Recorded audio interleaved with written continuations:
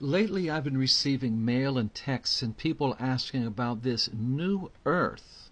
A number of people have said, listen, I've been a Christian for decades, and my church really doesn't teach much about heaven in detail anyway, and now that you're coming along and saying there's a new earth, okay, what's the final destination of the Christian? Is it heaven? Is it a new heaven? Is it a new earth? Or what? Well, let's take a look and see what the Scripture says.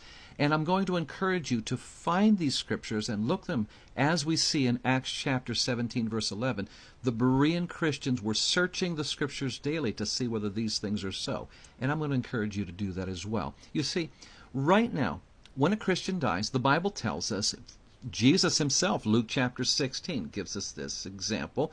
Luke chapter 16, the believer Lazarus dies and goes immediately to heaven.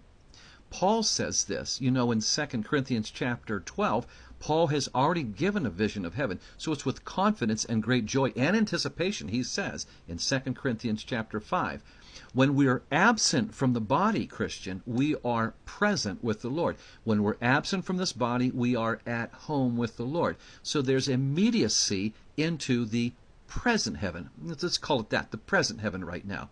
Joy, no suffering, great peace, presence with God.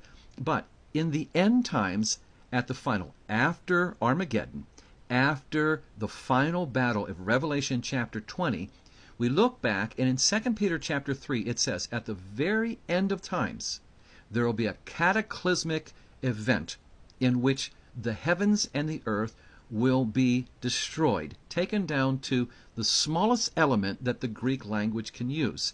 And it's taken down there, and there is a total reintroduction of existence, and it's known as the new earth, surrounded by the new heaven. Heaven is no longer the existence of Yahweh. He is going to live on this new earth, as will all the Christians. You can see this in Revelation chapter 21 and verse 3. Revelation chapter 21 verses 1 and 2, John says, I see the new heaven and the new earth, which verse 3, God will live. The word for new is kainos, and it means never been used before, really never been imagined before. So it's a totally new existence, and that will be the eternal state, as many Bible scholars will call it, capital E, capital S, the eternal state.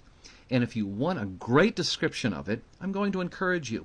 Read the final two chapters of the Bible, Revelation chapter 21, Revelation chapter 22.